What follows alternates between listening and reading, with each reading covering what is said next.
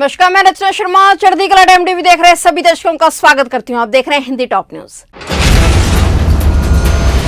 प्रधानमंत्री नरेंद्र मोदी ने उच्च स्तरीय बैठक में अफगानिस्तान में फंसे भारतीय नागरिकों की सुरक्षित स्वदेश वापसी सुनिश्चित करने और वहां से भारत आने के इच्छुक सिखों व हिंदुओं को शरण देने का अधिकारियों को निर्देश दिए हैं। सूत्रों के मुताबिक प्रधानमंत्री ने सुरक्षा मामलों की मंत्रिमंडलीय समिति की अध्यक्षता करते हुए यह भी कहा कि भारत की ओर से मदद की आस लगाए बैठे अफगानी भाई बहनों को हर संभव मदद दी जानी चाहिए।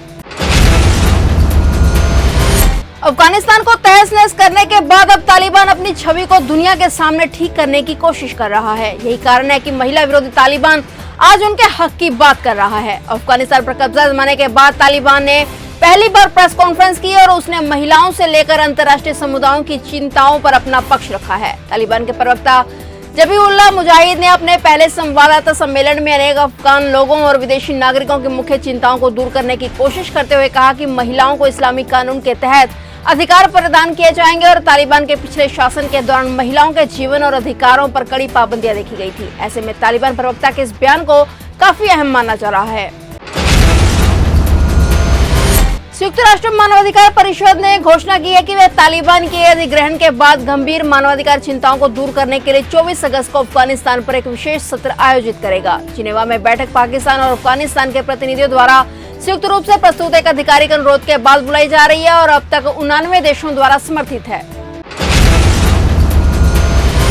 मेघालय की राजधानी शिलोंग में कर्फ्यू के दौरान हिंसा की ताजा घटना सामने आई और राज्यपाल सत्यपाल मलिक को असम में हवाई अड्डे पर छोड़कर आ रहे उनके काफिले पर अज्ञात उपद्रवियों ने पत्थरों से हमला कर दिया। राज्यपाल दिल्ली के लिए विमान में सवार हुए और सुरक्षित वहां पहुंच गए। अधिकारी ने कहा कि हमले में कुछ वाहन क्षतिग्रस्त हो गए हैं, लेकिन कोई हताहत नहीं हुआ है। ओलंपिक स्वर्ण पदक विजेता एथलीट नीरज चोपड़ा घर की दहलीज पर आकर अपने माता पिता से नहीं मिल सके। नीरज की तबीयत खराब होने और भीड़ ज्यादा होने के कारण उन्हें फौरन चंडीगढ़ रवाना होना पड़ा।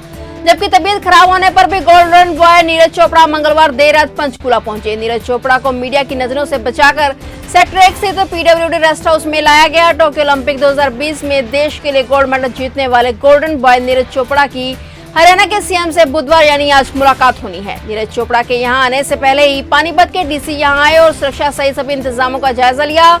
वहीं नीरज चोपड़ा के आने के पहले ही पंचकुला पुलिस की कई टीमों को यहां तैनात कर दिया गया है।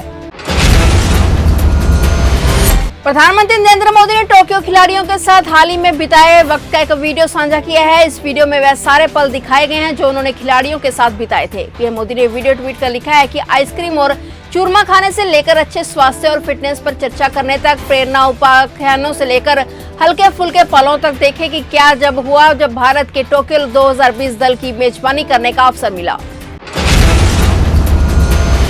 उत्तर प्रदेश के मुख्यमंत्री योगी आदित्यनाथ सरकार बुधवार को विधानमंडल में वित्तीय वर्ष 2021-2022 का पहला और इस कार्यकाल का अंतिम अनुपूरक बजट पेश करने जा रहे हैं। अनुपूरक बजट का आकार करीब 35,000 करोड़ रुपए रहने का अनुमान है। मॉनसून सत्र के दूसरे दिन वित्त मंत्री सुरेश खन्ना आज दोपहर 12:30 बजे विधानमंडल में अनुपूरक बजट पेश करेंगे। यूपी विधानसभा चुनाव से पहले विधानमंडल में पेश होने वाला ये बजट काफी अहम माना जा रहा है। इस अनुपूरक बजट में सरकार की प्राथमिकताओं और तैयारियों की प्लानिंग देखने को मिलेगी। चुनाव से पहले सरकार अनुपूरक बजट के माध्यम से विकास की योजनाओं को रफ्तार देने की कोशिश में है। हरियाणा विद्यालय शिक्षा बोर्ड की 10वीं 12वीं की पूरक परीक्षा आज बुधवार को है। पूर्व मुख्यमंत्री ओम प्रकाश चौटाला भी आज 12वीं की परीक्षा दे रहे हैं।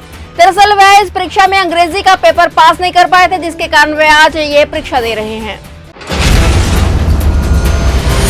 ब्रिटेन की स्वास्थ्य एजेंसी ने 12 साल और उससे अधिक आयु के बच्चों को मॉडर्ना कोरोना वायरस रोधी टीका लगाने को मंजूरी दे दी है। ब्रिटेन में 12 से 17 साल के बच्चों को लगाया जाने वाला यह दूसरा कोविड रोधी टीका होगा। इससे पहले इस आयु वर्ग के बच्चों को फाइजर का टीका लगाने की अनुमति दी जा चुकी है। फिलहाल देश में 12 से 15 साल के बच्चों को केवल फाइजर का ही टीका लगाया जा रहा है। देश में कोरोना वायरस संक्रमण के नए मामलों में उतार चढ़ाव का दौर जारी है। देश में बीते 24 घंटे में 35,178 नए मामले पाए गए और 440 लोगों की जान चली गई। इसके बाद देश में कुल एक्टिव मामलों की संख्या 3,67,415, डिस्चार्ज मरीजों की संख्या 3,14,85,923 और मृतकों की संख्या 4,32,519 हो गई है। नए मामले पाए जाने के बाद अब तक कोरोना के कुल पुष्ट मामले 3,22,85,857 हो गए हैं। और अपडेट्स लेकर फिर से हाजिर होंगे, क्योंकि समाचारों का सिलसिला यहाँ कभी नहीं थमता।